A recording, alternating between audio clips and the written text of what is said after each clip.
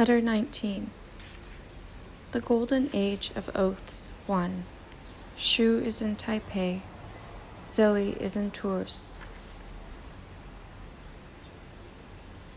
From 2:58 a.m. on, I woke up every 5 minutes.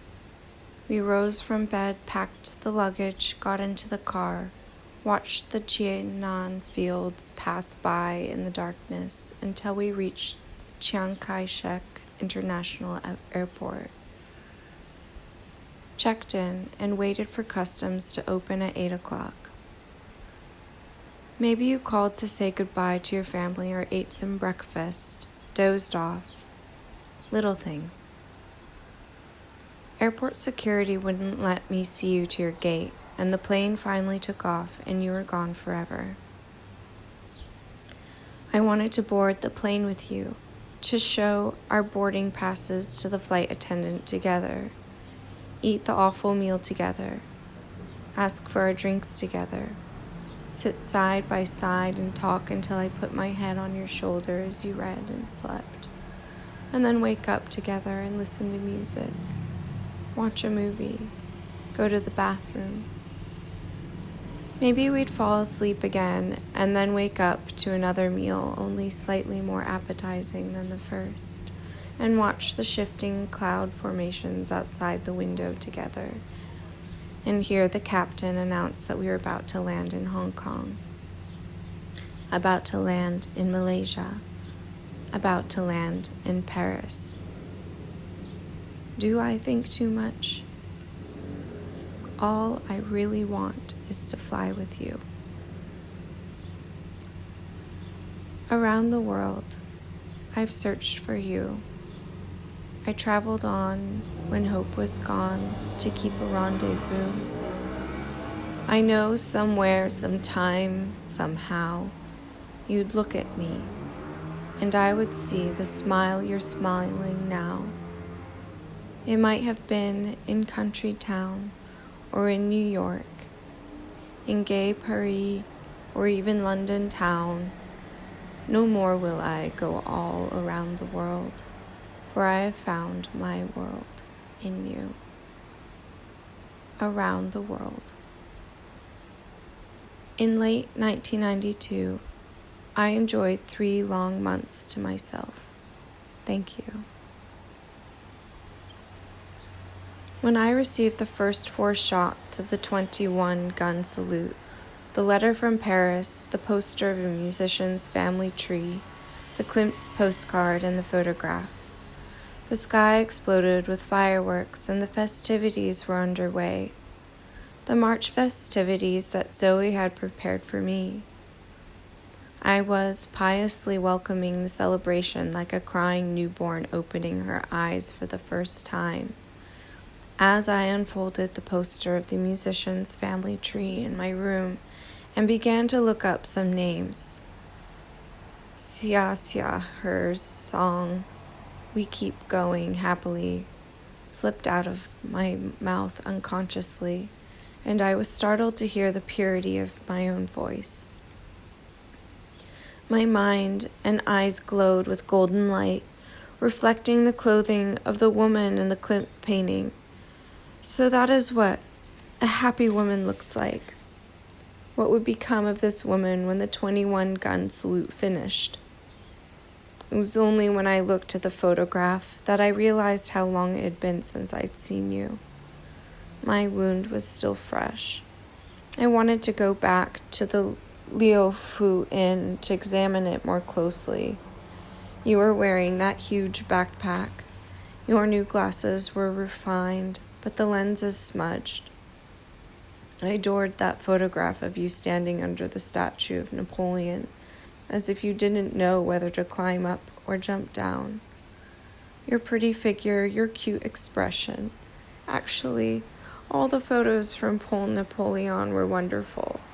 Centre Pompidou, the deep expression in your eyes in the photo of Duchamp's toilet. Look at you in Les Halles. I wanted to hold you tight, cheek to cheek, and check if you clipped your fingernails. Zoe, I haven't seen you for so very long. Good night, Zoe. Tonight I'll watch you and listen as you fall asleep. I have a million treasures under my pillow. I regret telling you about my eyes and making you worry. Don't worry, I'll take good care of my precious eyes for you. You'll let me fall in love again? I laugh as I write this. Don't you realize I fall in love with you every day? On the bus home today, I thought I wasn't loving you consistently. Nor was I loving you more and more. Rather, I was falling in love with you again every day. Strange, isn't it? When I want most of all is to give you a home, as figurative as it is real. The letter I most want to write to you is the ordinary, how's everything going at home? My only wish is to build you a home, the kind that would always just be there, whether or not you returned, whether or not you wanted it, whether or not you cared. What I've worried about most in these past 2 days is that my mother would have to cope with yet another catastrophe. I'm overwhelmed thinking about it, and then about you. Zoe, what would become of you if something really happened to me? You used to say you'd go to Penghu to finish writing 400 letters to me, but what would you do now? Would you treat it tenderly as something arranged by fate, and gently keep me company? You are the one I find hardest to let go of. I still haven't given you a home. I've been working so hard on it. Did you know that? But for the last 2 days, I could only observe helplessly that heaven did not want to give me the chance. I should go to bed early for you and rest my eyes. Alone in my room, I feel this time and space belongs totally to you. Willing to pause here, I let my tears slowly fall. Phoning you lately has become an exercise in missing you. I came home, and after dinner I fell asleep, clutching my pillow. I woke up at midnight, a silent moment. The phone was right next to me, and I really wanted to call and say nothing, just have you on the other end of the line. Then I could just rest my cheek against the receiver, and it would be enough. Really, this was all I wanted, to live a quiet life, to listen quietly to your voice from the back seat of your scooter, quietly let you button up my coat, quietly lean against you, quietly stroke your hair and part it with my fingers, quietly organize books with you, quietly enjoy things you liked, or I liked, or things we both liked. Really, that's all. Can't we? Unless you don't want to. I can't think of any reason why not to. Good night, Zoe. A Zhivago-esque night. It was probably the spell you had cast on me by saying you would be back. When I left the office, I felt like you and Dio were waiting for me, and I could even see your smile. It was as if the sky and earth had turned pure white with happiness. I love you, Zoe. Do you hear me? I rushed home to shower and wash my hair. I wanted to be clean to write to you, give you my cleanest self, as if I were in search of the purest patch of ground on which to love you. Good night, Zoe. You are my contentment. You're insane. Ever since I received the letter about how happy you felt, I should have been on guard. When you suddenly ran outside without your winter coat on and your nose running and your body shivering and you sprained your ankle, were you deliberately trying to alarm me? You exasperate me. You're infuriating. I worry constantly about you. After work, I took Xinjiang South Road to Xiaobao Square to buy you a copy of If on a Winter's Night, a Traveler, and I couldn't stop crying at the thought of you running a fever in Paris. What can I say? This time, there really isn't anything to say. I have nothing to say, only these falling tears. Good night, Zoe, my heir. In your loneliness, remember that I'm here waiting for you. I'm with you. Good night, Zoe. I can't bear your loneliness.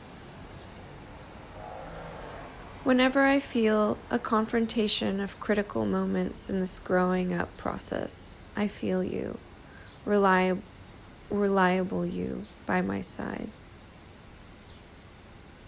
I feel like you're going to leave sooner or later, not the kind of leaving where you run away, but where I'm not really right for you. Do you know what I mean?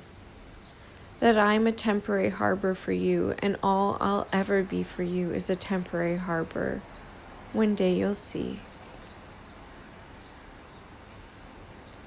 I sometimes wonder what having my first love at age 23 means. Ever since the first time I resisted the truth after finishing college and then met you and had such a deep and beautiful relationship amid a tumult of conflicting values, I was unprepared to suddenly be propelled into how should I put it? It was as if I needed to know and uphold what I believed in. But what that wasn't clear. With issues like human dignity, freedom, compassion, and open-mindedness, and also love and purity. Zoe, forget promises. I simply can't imagine making a home with someone else, raising children with someone else, nor can I imagine ever giving myself so completely to someone else. Nor can I accept your temporary harbor, especially after having had such a perfect relationship with you. So if we can no longer be together, perhaps I really will go run an orphanage, so I'll always have children to love, and I can give them freedom and dignity and tenderness. Starting a new job eases my mind, but a different kind of unease wells up as I confront all the uncertainties and anxieties of my new life, the fear and trepidation. Zoe, will you wait for me, or will you run before I'm steady on my feet, leaving me on my own to stumble around? Today I sense a new kind of need, like that of a small child who has been sent into the darkness and must ask for directions, hoping that someone will be waiting at the glow at the end of the cave. Yet I know deep inside one ultimately must depend on oneself. But that hand, the hand outstretched at the mouth of the cave, offering direction, offering solace in confronting the darkness, such needed solace. I trust you. Before I realized certain things, I had already been through so much with you. When I suddenly knew I trusted you, I also knew I would trust you forever, regardless of your promises of fidelity or of love. I trust you. Yes, I will trust you. I faintly sense that this trust relates to my conviction that I won't ever change much, even if you were to leave me.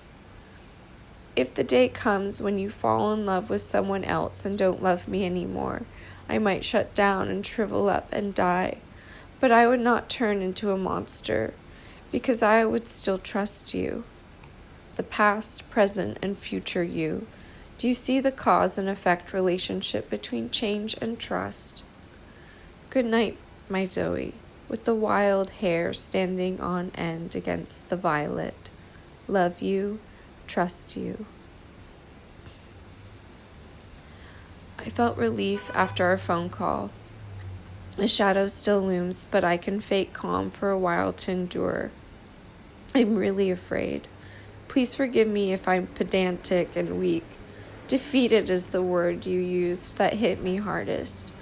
I'm always such a lost lamb. You've mended the fence, but I can't see on the same level as you. I wrote a letter full of playful apologies, apologizing for loving you, apologizing for you loving me, apologizing for your commitment to never turn back, apologizing for your pristine and expansive new life. I apologized for my sentence structure, my language, and for my writing style, as well as my inability to take responsibility. I apologized to the books you left for me that were all open and staring askance at me, and apologized for hating myself for always apologizing, and then tore up the apology. Only from you can I demand the will to live, so I now have before me a pile of colorful phone cards. I sat for more than half an hour on the curb near the bus stop waiting for it to get light in Paris, and a little girl passed me twice and turned to smile at me twice. It was like being hugged. I wanted to thank her for giving me the courage to call you.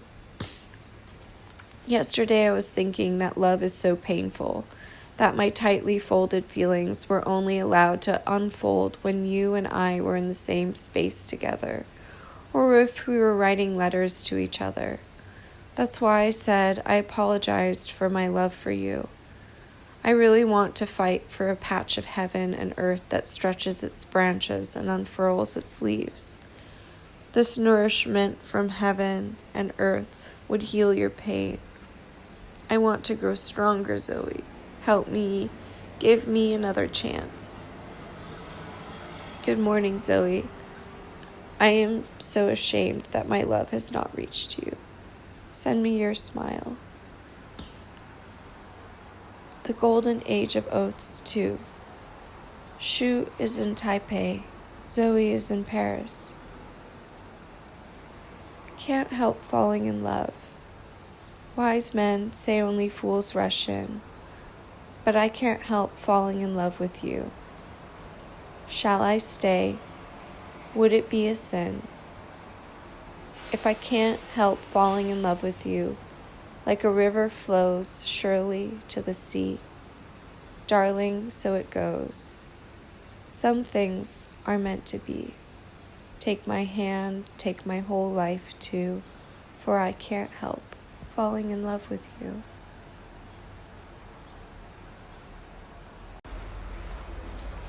Riding the clutch in tears until a phone call, an apology, and a way to shift into neutral unnoticed. Raining really hard in Taipei tonight, cold and empty and peaceful in my room. I didn't want to turn on some music, afraid that even the slightest movement, even writing a letter, would trigger a collapse. Dreading movement, I want to hibernate. Changes in the weather are terrifying. I ask again, why weather? You returned, then left again. For the next 6 months, I'll have no respite, only a synchronic obliteration.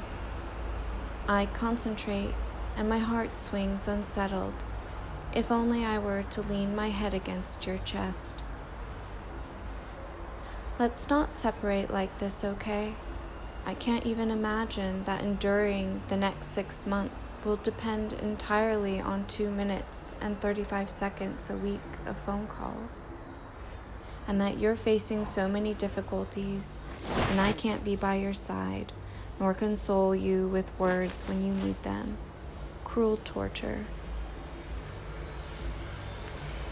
You and Piggy stick together now, you hear. I heard you had received Piggy in the afternoon when I was at work, and I wanted to scream and shout with relief and thank the postal services of Taiwan and France for delivering Piggy to Zoe in 3 days, so that she could have someone to keep her company so soon. Piggy can count as half a person. The night before I sent her out, I sat her down in front of me while I wrote your letter, thinking how she'd keep you company just like this and look after you for me. Her eyes and nose are functional. I feel like I already took over her body, and with my own body with the hope that she would keep close company. Piggy is a curly-tailed pig. You didn't even notice her tail. She and I are both a little sad. The melody of the waltz still tumbled around in my head after the last encores of the Philharmonic, and I walked home on the broad red tile sidewalk outside the Chiang Kai-shek Memorial Hall, thinking how romantic it would be if I kissed you here. I forced myself to attend 3 concerts and see 5 movies in November, on my own like this, walking down the street, my nose tingling, tears imminent. The shadow of us was on every corner. At 10:15, I caught a beat-up bus. The men sitting on either side of me reeked of sweat. From far away, I could hear a graduate student going on in a stammering voice, a stammer that caught my attention. Painful memories of you poured steadily forth, the sad, empty phone call that broke my heart. A sinking ship, and there's only one lifeboat. Only one life can be saved, and the man begs the woman to go, but the woman won't go. The woman won't go. I won't let you go. I will try my best to get stronger, and so you have no right to grow weak. How could you bear to destroy me, sitting at the makeup counter, face tilted slightly, shimmering rays of light shining in through the windows to your cheeks? And then a skull's visage appears in the mirror, its deep-set eye sockets and sunken cheeks and dark complexion. I won't allow myself to weaken, don't worry. Zoe would say that I am her will to live, right? And how can one undermine one's own will to live? Good night, Zoe. Do you have any idea how much I love you? In my infinite lethargy, I don't know the limits of missing you. I dreamed you were sleeping in a big bed, and I was tidying up the study. Chen Sheng was playing in the background, and you were saying something like, "Quick, come here. If you don't come here, I'm leaving." I finished tidying up the study, but you were nowhere to be found. I woke up in a cold sweat. Zoe, I wouldn't insist on tidying the study. Being with you is my greatest desire. Yet now I don't know how much more of the separation I can take. I fear that if I call, hanging up will be even more painful. But if I don't call, I'll be in pain anyway, alone in Taipei in a perpetual state of lethargy, using lethargy to withstand 100 years of waiting. As long as I can be with you, I can bear anything, and am willing to bear anything, no matter how I writhe and seethe, my nose bloody and face swollen, no part of my body left unscathed. Just don't uproot me. Don't leave me all alone in the world, I beg you. In your journal of France, you said you want to carry me on your back, and that you completely understand your place in my life. Which is why you were tongue-tied with anxiety that day, right? Zoe, please let me stay entangled with you. I simply can't let you endure future suffering on your own. I miss you. I miss talking to you. I dreamed you came back. You were in tears because I hadn't spoken to you. How comforting it would be to cast aside all particularities and lean against you. My spirit is so weak. I will tend to you with my life. Please, rest assured and give yourself to me. It makes no difference whether you are sincere before or not. I've already given myself to you. I know you are the only person who could look after my heart. You won't let yourself go bald or get a fat belly. You'll always strive to expand and enrich your mind, right? You couldn't stand yourself if you became vulgar, right? I know. I can possess a pure emotional life with you. Every day my dreams weigh down on me until I can't breathe. Something I've never experienced before. I need to speak to you. I need to hear you say you love me. I don't know what's wrong with me. One day, a fireball caused me to radiate power and vitality. The body and soul of a woman loved by someone can emanate a mild plenitude. It is the color of sapphire. I want to live with you, breathe together, live and sleep together, and ask you to trust me. I beg you to give me a chance, though the fact that I'm asking for this credit in advance is so contemptible. Please don't give up on me, on us. Zoe, promise me we'll be sweethearts who always trust each other, okay? Please believe that I'll always trust you and support you, okay? So there will be no hesitation and no dishonesty between us, please. Even if everyone in the world betrays us, let's both trust that when returning home, one of us will be there to embrace the other, okay? We come from different worlds. This is fated. No matter how madly we love, no matter how many tranquil moments of intimacy we enjoy, this is the fundamental nature of things. Every time I let myself greedily need you, let myself take pleasure in the love that you offer, which satisfies me so perfectly. It's like I'm a kamikaze jet. After the wild dive of arousal and romantic passion, only the flying cinders and smoldering ash remain. Today, I received your journals, knowing that you don't want me to be sad. But I'm still crying, sleeping with my clothes on. The contents are like nothing I expected. This access to your inner world leaves me anxious and terrified. I didn't know I could love this about you. What I have expected in our love has been a kind of sheer enthusiasm masked with a mirage of self-confidence. Sometimes we pretend to trust that I can love you, a pretense of tacit understanding, a necessary pretense, even if pretending only proved that I couldn't love you. Sometimes I think I'm too greedy. What's wrong with being a harbor that is slightly larger than another harbor? As for all your efforts in Paris, I am endlessly grateful. Grateful that you loved me, and thus let yourself be loved by me.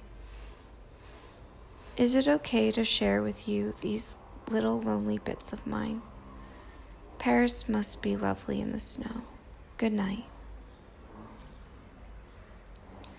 This afternoon, my colleague suddenly put on Jacqueline Dupre's recording of cello sonatas, and the quiet office was filled with the sound of Her Majesty.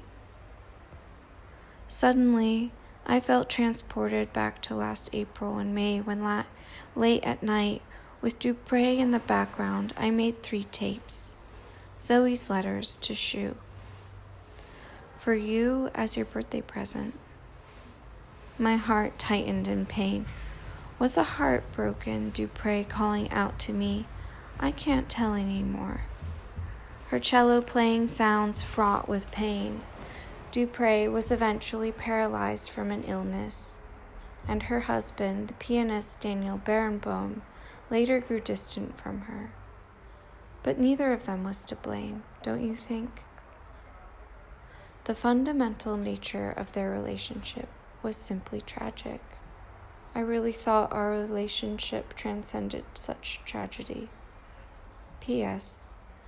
Perhaps the reason you were sad is because you were too busy to listen to each tape right after you received it, though I do feel shy about them.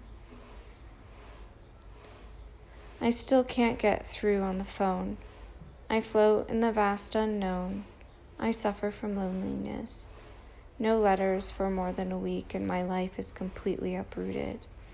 To this, add the abyss of your suffering in Paris, and I'm losing my mind. I dutifully call Paris twice a day and listen while it rang 30 times. My anger dissipated to calm. To keep you company on the phone in this way is fine too. Call me in AQ if you have to. Tell me I'm like an ostrich and with its head in the sand. It doesn't matter. I'm selfish and weak and care only about my own miserable existence. Please don't wipe me away from your life. This week, I slept deeply, not from the conviction that I would disappear without you, but because the person I see reflected in the mirror is becoming more and more godless and haggard.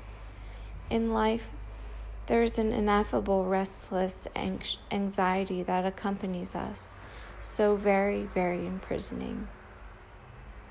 Zoe, I am dumb when it comes to feelings, both in terms of my reactions and in expressing them.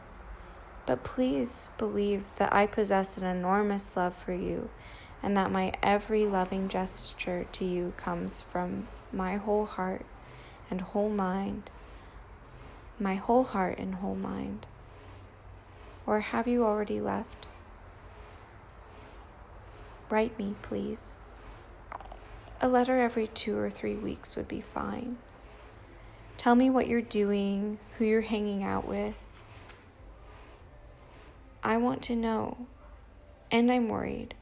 I don't have your new address, and I'm scared that there's some other reason you're not giving me your new address. I am skittish, as a bird that flaps at a mere pluck of a bowstring. Zoe, please, can I ask you not to forsake me in this lifetime? I finally lost Zoe. My eyes are wide open and there's nothing more to say.